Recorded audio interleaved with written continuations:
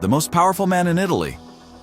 Silvio Berlusconi, nicknamed Il Cavaliere or translated into English the Knight, was an Italian politician and businessman known worldwide for his exuberant mannerisms and friendships with controversial figures such as Vladimir Putin and Muammar Gaddafi. He is considered the patriarch of Italy's right-wing parties. According to the American magazine Forbes, with personal wealth estimated at $7.3 billion, Berlusconi was, in 2021, the 6th richest man in Italy and the 318th richest man in the world. In 2009, Forbes ranked him 12th on its list of the world's most powerful people for his role in Italian politics. In this video, we will discover the path that led him to become the most powerful man in Italy and how he became a billionaire from scratch. Silvio Berlusconi was born on September 29, 1936 in Milan. He graduated from law school with honors, and after early work experience as a singer and entertainer on cruise ships and as a door-to-door salesman of electric brooms, he began the business of real estate agent. In 1961, he founded Cantieri Riuniti Milanesi, beginning his profession as an entrepreneur in the construction industry. From 1969 to 1979, he was in charge of the design and construction of Milano II, the satellite city on the outskirts of Milan, which was followed by the construction of Milano III and the Il Girasole shopping center. After his experience in construction, Berlusconi also expanded his business to the communications and media sector. In the 1980s, he devoted himself to television production, founding Mediaset. He transformed Milano II, cable TV, into a national television station, Canale 5, the first national television network alternative to RAI, Italy's state television. These activities are under the Fininvest holding company, founded in 1978. His success with Canale 5 also prompted him to purchase television networks such as Italia Uno and Rete Quattro, which he transformed into a national network through an ingenious system of videotapes, with the entire day's pre-recorded broadcasts inside to be aired simultaneously throughout Italy through the multiple local networks.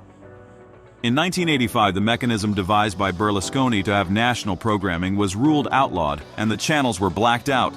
Bettino Craxi, the Prime Minister, intervened to help him, and with 2 decrees, he effectively authorized nationwide private television broadcasts. In 1986, he became president of the Milan AC soccer team, which under his management would experience golden periods, achieving many titles both nationally and internationally. In 1990, Berlusconi acquired through the Fininvest holding company a majority shareholding in Mondadori, a major Italian publishing house with a turnover of nearly 600 million euros in 2021. The Fininvest Group also develops a strong presence in insurance and the sale of financial products with the companies Mediolanum and Programma Italia. All this results in Fininvest becoming the second largest private group in Italy in the early 1990s, with more than 40,000 employees.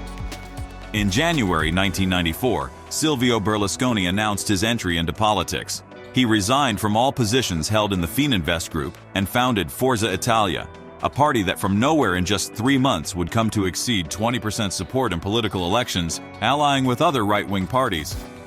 The government is born amid much controversy. Even from Europe, there is no shortage of criticism. Numerous scandals arise during this period due to numerous conflicts of interest and the creation of ad personam laws. Elected in 1994, he was confirmed in the next 4 terms, while in 2013 he was elected senator for the first time.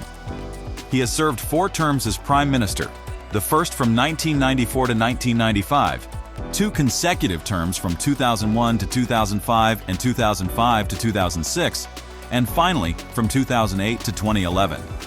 With a total of 3,339 days, he is the longest-serving politician in the role of Prime Minister in Republican Italy, surpassed in previous eras only by Benito Mussolini and Giovanni Giolitti. Moreover, he has presided over the 2 longest-lasting governments since the proclamation of the Italian Republic. His government divides Italy into those who firmly support him and those who do not because of his scandals and alleged ties to the mafia. Berlusconi manages to evade opposition by withdrawing some bills and reforms, until during the World Conference Against Organized Crime in Naples, he is publicly investigated for corruption. Berlusconi will later be cleared of the charges, but the damage to his image will be enormous. After 8 months, Berlusconi is forced to resign as premier. However, in 2001, Berlusconi returned to power after a landslide election victory, becoming the prime minister for the second time. During his second term, Berlusconi implemented a series of economic reforms aimed at stimulating growth and reducing public debt. However, his policies have often been criticized for favoring economic elites at the expense of the lower strata of society.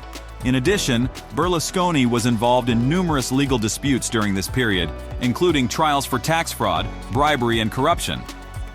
Berlusconi's third term as prime minister began in 2008, but it was marked by a severe economic crisis that affected Italy and the rest of the world. Berlusconi's government has been criticized for its handling of the crisis and lack of structural reforms needed to address the problems of the Italian economy. In 2011, Berlusconi resigned as prime minister as a result of political pressure and financial turmoil.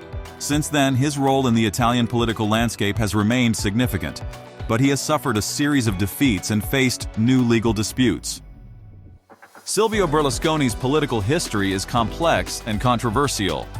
While many Italians regard him as a charismatic leader and successful businessman, others see him as a polarizing figure and a symbol of the dysfunction of the Italian political system. His political legacy is still a subject of debate and reflection in Italian society. One of the most discussed elements of Berlusconi's political history is his influence on the Italian media. As the owner of a vast media empire, including television, newspapers, and publishing, Berlusconi has been able to exert enormous influence on public opinion. This has raised concerns about press freedom and the possibility of conflict of interest between his role as a politician and his position in the media industry. Over the course of his long career, Berlusconi was involved in more than 30 trials, some of them resolved, others still pending at the time of his death. He did not have a final conviction until 2013 for tax fraud as part of the Mediaset trial. He served his sentence with community service in a retirement home. But Berlusconi's name will forever be linked in the collective imagination to some of the great events that have punctuated Italian current events in the last 30 years, such as Tangentopoli, the trials for the state mafia negotiations, or the Bunga Bunga case in the Arcore Villa.